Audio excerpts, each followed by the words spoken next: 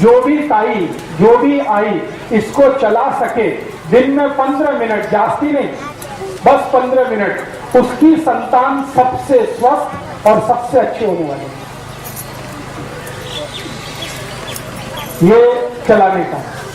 अब इसको चलाने से होता है कुछ भी नहीं है, एक ही काम होता है, हमारा जो गर्भाशय का क्षेत्र है उसका सबसे ज्यादा मूवमेंट इसी पोजीशन में होता है जब हम ये चलाते हैं। मैंने थोड़ा अभ्यास किया, अपने पुराने जमाने की जो आई है, जो जाता चलाती है, सबके बच्चे स्वस्थ और तंदुरुस्त। मेरी आई मेरे बारे में बताती है, मेरा और मेरा एक छोटा भाऊ है, हम दोनों का जन्म मेरी आई ने 8 महीने लगातार जाता चलाया। हमारे घर में एक परंपरा है कि जो आटा होता है वो ताजा खाना, तो जाते से ही संभव है, वो बाहर से पिसा के नहीं लाना। तो वो परंपरा के कारण मैं, मेरे भाऊ का दोनों का जन्म हुआ है, और मैं जब से जन्म हुआ बीमार नहीं पड़ता, मेरा भाऊ भी बीमार आसानी से नहीं पड़ता। मेरे घर में मेरी आई को बहुत बार मैंने पूछा, तब उसने ये बताया कि जाता का परिणाम है।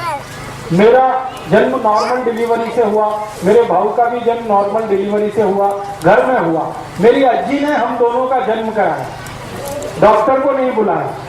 मेरी अज्जी पढ़ी लिखी नहीं थी, दोनों का जन्म उसने आसानी से करा दिया। वो एक ही कारण, जाता। तो आपके घर में अगर जाता लेके आए बहुत अच्छा है, मिलता है ना अभी, हाँ, बहुत ज्यादा महंगा नहीं है, 50-60 रुपए में या 100 रुपए में मिल जाता है। तो आप उसको नियमित रूप से 15 मिनट, जास्ती नहीं, 15 मिनट चलाएं। स्त्रियों के लिए। पुरुषों के लिए शरीर श्रम क्या करना है? पुरुषों के लिए शरीर श्रम सबसे आवश्यक है कि आप थोड़ा दिन अगर चाहते हैं कि स्वस्थ संतान हो तो नागर चलाना।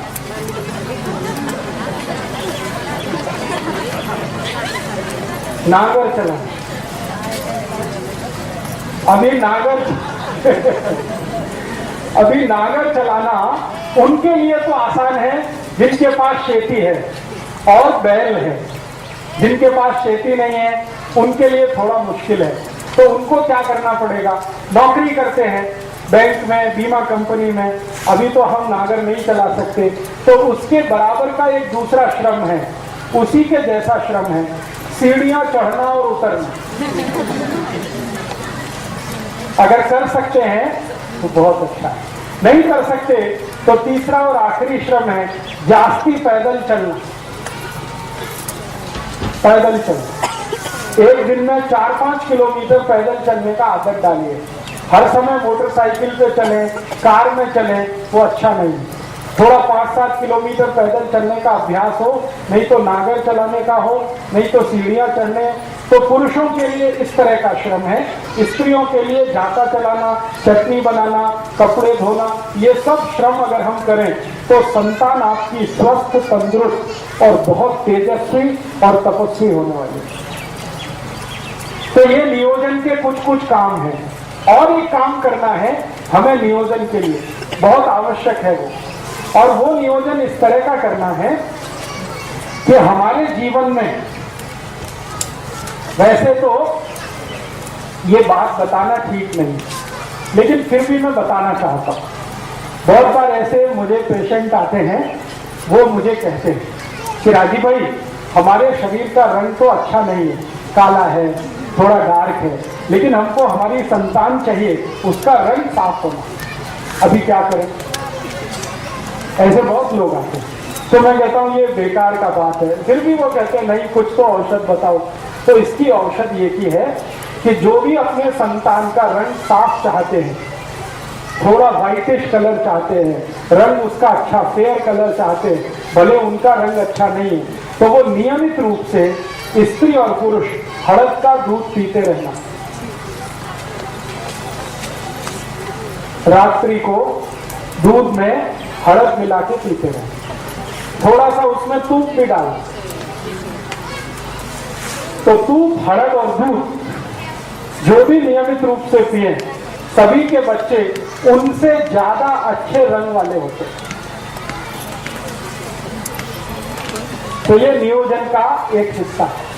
और एक हिस्सा है कि आपके बच्चों की बुद्धि कभी भी तेज रहे, तीव्र रहे, मंदी मंद ना हो, कभी भी उनकी बुद्धि तेज रहे, तेजस्वी रहे, आईक्यू उनका अच्छा रहे, मति मंदता कभी भी ना आए।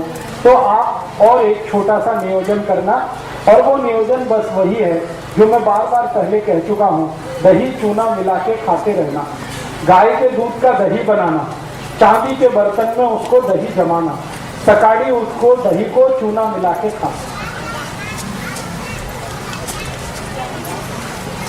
गाय माने देशी गाय, जर्सी। तो मति मंदता नहीं आए, बच्चों में स्वस्थ रहे, तेजस्वी रहे, तपस्वी रहे, सद्भावी हो, सद्विचारी हो, इसके लिए कुछ छोटे छोटे नियोजन। और एक छोटा सा नियोजन, वो नियोजन क्या है? नियोजन एक ही है कि हमें अच्छी सुदीर्घ जीवन वाली, तेजस्वी जीवन वाली संतान चाहिए, स्त्री हो या पुरुष, मूली हो या मूला, संतान तेजस्वी तपस्वी चाहिए।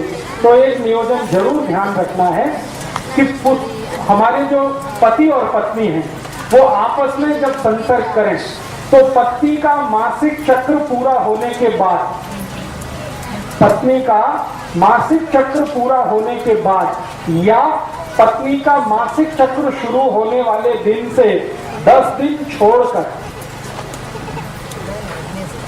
पत्नी का मासिक चक्र शुरू होने वाले दिन से 10 दिन बाद और 17 दिन के पहले या 18 दिन के पहले, बीच का ये 7-8 दिन का जो समय है, इसी समय में एक दूसरे के साथ संसर्ग करें तो सबसे ज्यादा तेजस्वी और तपस्वी संतान होगी।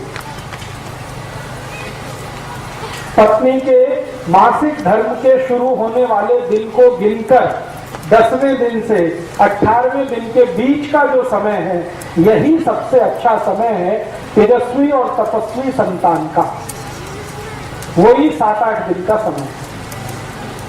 अब इसमें 2 तरह के दिन आएंगे, एक सम होंगे, एक विषम होंगे। जैसे 10वां दिन सम, 11वां विषम, 12वां सम, 13वां विषम, 14वां सम, 15वां विषम, 16वां सम, 17वां विषम, 18वां सम। तो जो सम दिन है उनमें अगर आप संसर्ग करेंगे तो 99% पुत्र होगा, और विषम वाले दिन में संसर्ग करेंगे तो 99% पुत्री होगी। 1% इसमें अपवाद है और वो कहीं भी होता है। तो अगर आपको नियोजन करना है कैसा, अब व्यसन मुक्त युवक संघ में कुछ कार्यकर्ताओं के पास पुत्री है तो पुत्र चाहिए, तो उनके लिए ये माहिती मैं दे रहा हूं, और जिनके पास पुत्र है उनको पुत्री चाहिए, उनके लिए भी ये माहिती दे रहा हूं। सम दिन में जाएंगे तो पुत्र, विषम दिन में जाएंगे तो पुत्र। और एक और माहिती इसी नियोजन के लिए, आप जानते हैं महीने के 2 पक्ष होते हैं, एक शुक्ल पक्ष और दूसरा, तो जो शुक्ल पक्ष है, इस शुक्ल पक्ष के दिनों में अगर आप संसर्ग के लिए जाते हैं तो 99% आपके बेटे या बेटी का जन्म जो होने वाला है वो बहुत प्रतापी, तेजस्वी, लड़ने वाला, भिड़ने वाला होगा। छत्रपति शिवाजी, राणा प्रताप, ऐसे जो हमारे देश में भगत सिंह, ऊधम सिंह, चंद्रशेखर आजाद, ये सब शुक्ल पक्ष वाले लोग हैं। शुक्ल पक्ष आप समझते हैं, जब चंद्रमा लगातार बढ़ता हुआ होता है, और कृष्ण पक्ष उसका उल्टा। कृष्ण पक्ष में जब आप जाएंगे तो अच्छे से अच्छे साहित्यकार, वैज्ञानिक, बहुत बड़े डॉक्टर, इंजीनियर, चार्टेड अकाउंटेंट, ऐसे बच्चों का जन्म होगा। न्यूटन, आइंस्टाइन, जगदीश चंद्र खुराना, हमारे देश के बोस, हमारे देश के ये जो महान लोग साहित्य के क्षेत्र में, विज्ञान के क्षेत्र में, कला के क्षेत्र में आगे बढ़े हैं, ये सब कृष्ण पक्ष वाले लोग हैं। ठीक है। अब शुक्ल पक्ष और कृष्ण पक्ष का चक्कर क्या है? ये चक्कर है चंद्रमा के शरीर पर पड़ने वाली ऊर्जा। आप जानते हैं कृष्ण पक्ष में चंद्रमा नहीं होता। और शुक्ल पक्ष में चंद्रमा बहुत तीव्र होता है। चंद्रमा की तीव्रता अपनी नहीं है। आपको मालूम है चंद्रमा का प्रकाश कहां से आया? सूर्य से। तो चंद्रमा की तीव्रता है तो वो उसकी अपनी नहीं है, सूर्य की तीव्रता है। तो आप समझ लीजिए शुक्ल पक्ष में सूर्य की तीव्रता है, तो उस दिन में जो संतान आएगी वो सूर्य जैसी ही होने वाली है। सूर्य कैसा है? जला के सबको राख कर दे, ऐसा। महाराणा प्रताप, छत्रपति शिवाजी, संभाजी महाराज, ये सब ऐसे ही लोग हैं जो शुक्ल पक्ष वाले। और आपको चंद्र पक्ष में, चंद्र पक्ष माने सूर्य का प्रकाश नहीं है, चंद्रमा का प्रकाश है, तो उस समय के नियोजन में जो संतान होगी वो दिमाग वाली होगी, शरीर वाली नहीं, जिसका ब्रेन बहुत चलेगा, इंटेलिजेंसी उसकी कंप्यूटर से जैसी, उससे भी ज्यादा तेज होगी। दुनिया में सारे दिमाग के काम करने वाले लोग चंद्र पक्ष के पैदा हुए, और शरीर से लड़ भिड़कर साम्राज्य स्थापित करने वाले लोग शुक्ल पक्ष के पैदा हुए। तो नियोजन आपको करना है, माहिती मैं दे रहा हूं। तो आप तय करिए आपके जीवन में क्या चाहिए। अब एक संतान आपके पास है, मान लो शुक्ल पक्ष वाली, तो एक चंद्र पक्ष वाली जरूर करना, क्योंकि दुनिया में दोनों की जरूरत है।